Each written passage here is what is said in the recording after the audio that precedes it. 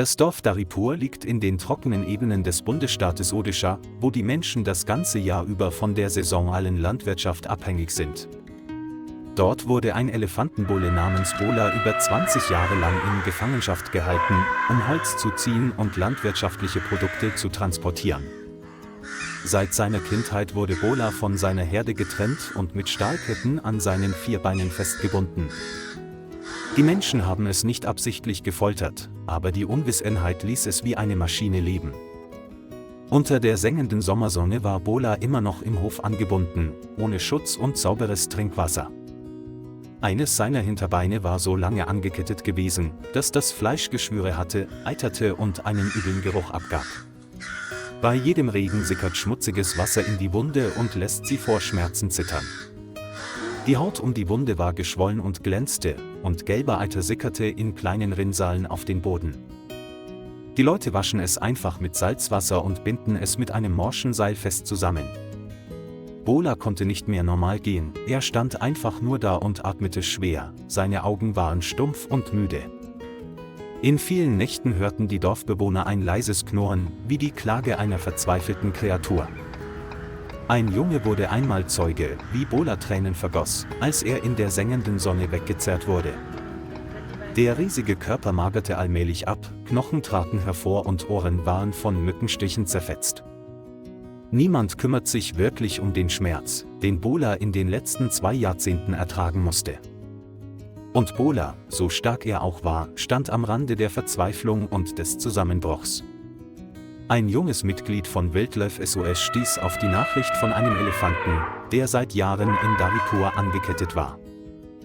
Er meldete sich sofort im Zentralbüro, wo der Chef Ranga Arjun Mehra mehrere Rettungsaktionen überwachte.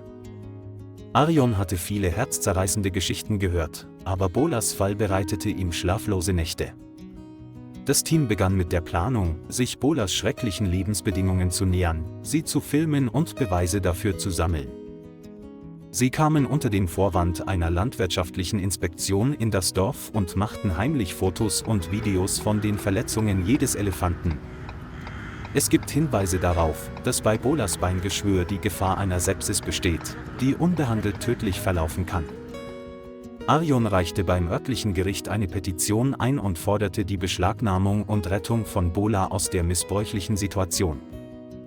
Die örtlichen Behörden zögerten zunächst, da sie Gegenreaktionen der Anwohner befürchteten, doch Naturschutzgruppen machten hartnäckig Druck.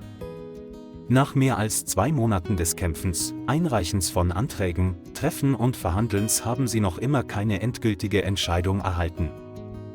Eines Tages im April wurden Bolas Verletzungen so schwer, dass die Iraner schnell handeln mussten. Wildlife SOS schickte einen dringenden Brief und fügte ein Foto von Bola bei, der zitternd in einer Eiterlache zu seinen Füßen stand. Lokale Medien berichteten, dass die herzzerreißenden Bilder im Internet verbreitet wurden und öffentliche Empörung auslösten.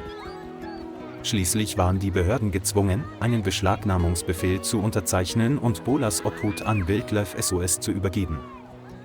Arjun hielt das Rettungsdokument in seiner Hand und hatte das Gefühl, als hätte er gerade eine vergessene Seele wieder zum Leben erweckt. Die Gruppe bereitete sich auf die Abreise vor und brachte Medikamente, ein Spezialfahrzeug und frisches Obst für den Elefanten mit. Als das Auto den Rand des Dorfes Daripur erreichte, herrschte Totenstille, als wüsste jeder, was gleich passieren würde. Arjun stieg als erster aus, den Haftbefehl in der Hand haltend, seine Augen streng, aber voller Mitgefühl. Einige Leute versammelten sich, einige protestierten, andere standen schweigend da und sagten nichts. Bola war immer noch im Hinterhof angebunden, seine Beine waren geschwollen und sein Körper zitterte bei jedem Atemzug. Als Arjun näher kam, zuckte Bola nicht zusammen, reagierte nicht, starrte nur mit müden Augen. Ein anderes Mitglied des Rettungsteams zog ein Messer und durchtrennte die erste Kette, wobei die alte Kette leise knarrte. Der Gestank der Nekrose aus der Wunde ließ die Gruppe den Atem anhalten, aber niemand hielt an. Bola taumelte ein wenig, als die Ketten entfernt wurden, fiel aber nicht, als hätte er lange auf diesen Moment gewartet. Die Dorfbewohner kamen heraus, einige sahen Bola mit Tränen in den Augen an, andere brachen in Tränen aus. Er hätte vor 20 Jahren freigelassen werden sollen, flüsterte der älteste Mann im Dorf. Die Kinder winkten zum Abschied und riefen Bolas Namen, während die Erwachsenen zum Abschied ihre Köpfe senkten. Bola wurde in ein spezielles Elefantentransportfahrzeug geführt, seine Beine wurden in saubere Tücher gewickelt und vorübergehend desinfiziert. Bevor sich die Autotür schloss, drehte sich Bola um und blickte ein letztes Mal auf das Dorf. Seine Augen waren traurig und versöhnlich zugleich. Das Auto fuhr durch Staub und helles Sonnenlicht und trug ein Leben in sich, das gerade befreit worden war. Niemand sagte etwas, nur das Geräusch von Elefantenhufen, die leicht gegen die Seite des Autos schlugen, und das Rumpeln des wegfahrenden Motors waren zu hören. Im Auto saß Arjun neben Bola, seine Hand lag auf dem Rüssel des Elefanten, als wollte er versprechen, von nun an wirst du nicht mehr allein sein. Bolas Heilungsreise beginnt offiziell. Im Elefantenrettungszentrum von Wildlife SOS wurde Bola in eine Spezialstation gebracht, wo rund um die Uhr ein medizinisches Team im Einsatz war. Die Wunde am rechten Bein musste sofort behandelt werden, da der Abszess violett war und ständig Eiter austrat. Arjun stand daneben, während der Tierarzt die Narkose verabreichte und begann, den Abszess an Bolas Bein aufzuschneiden. Ein dicker gelber Eiter floss heraus, der starke Fischgeruch verbreitete sich im ganzen Raum und ließ alle den Atem anhalten. Der Arzt legte einen Drainageschlauch, reinigte ihn mit einem Antiseptikum und verband ihn anschließend mit hochwertiger antibakterieller Gase. Bola wehrte sich nicht, atmete nur gleichmäßig und lag still da, als wüsste er, dass er gerettet wurde. In den folgenden Tagen wurde Bola genau überwacht, mit täglichem Verbandwechsel, kalten Kompressen und regelmäßigen Antibiotika-Injektionen. Alle 3 Stunden überprüft das Personal Temperatur, Herzfrequenz und Feuchtigkeit rund um die Wunde.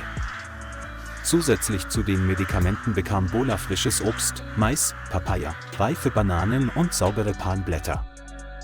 Das gesamte Pflegeteam blieb abwechselnd bei der Scheune, sogar Arjun schlief in einem nahegelegenen Schuppen.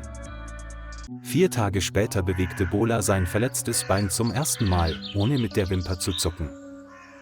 In der nächsten Woche stand es von selbst auf, ging ein paar Schritte um den Käfig herum und blieb stehen, um Wasser zu trinken.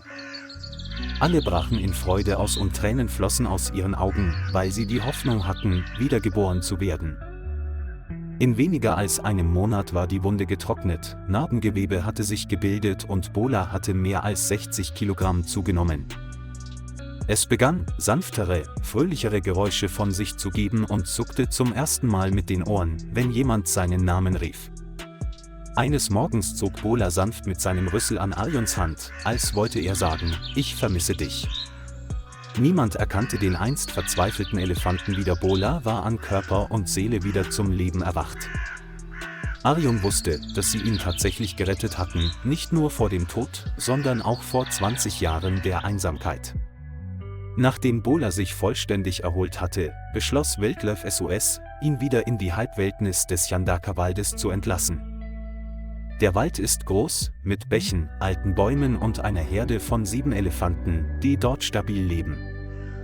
Bevor er ihn freiließ, machte Arjun mit Bola einen Spaziergang in der Gegend, um ihn an seine neue Umgebung zu gewöhnen. Zuerst war Bola vorsichtig, aber schon bald betrat er das kühle grüne Gras. Eine erwachsene Elefantenkuh näherte sich, schnaubte leise und schlang in einer einladenden Geste ihren Rüssel um Bolas. Die Herde kam allmählich näher, neugierig, aber freundlich, und umringte Bola, als würde sie ein neues Mitglied willkommen heißen. Bola fügte sich schnell ein und begann, mit der Herde in den Wald zu ziehen, wobei er jeden Schritt sicher und stolz machte. Es zitterte nicht mehr und senkte auch nicht mehr den Kopf, stattdessen wackelte es gemächlich mit den Ohren und gab ein tiefes Knurren von sich. Die Narbe an seinem Bein ist immer noch da, aber sie schmerzt nicht mehr, sie ist nur noch eine unvergessliche Erinnerung. Arjun stand am Holzzaun, sah zu, wie Bola im Wald verschwand, und lächelte zufrieden. Die langen Tage des Kampfes, der Heilung und der Hoffnung sind nun zu einem perfekten Abschluss gekommen. Bola ist jetzt frei, lebt ihren Instinkten treu und wird geliebt, wie es sich gehört. Es ist kein Werkzeug mehr zum Holzziehen, sondern ein respektiertes Lebewesen inmitten der majestätischen Natur.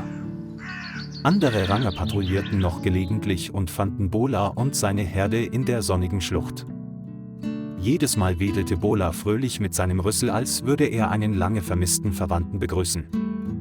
In Bolas Leben hat sich ein neues Kapitel aufgeschlagen, von der Ankette zum Leben in Freiheit und Liebe. Arjun setzt seine Rettungsarbeit fort und trägt die Erinnerung an Bola als Symbol nie endender Hoffnung in sich. Und in der indischen Steppe lebt heute ein einst leidender Elefant als stille Legende weiter.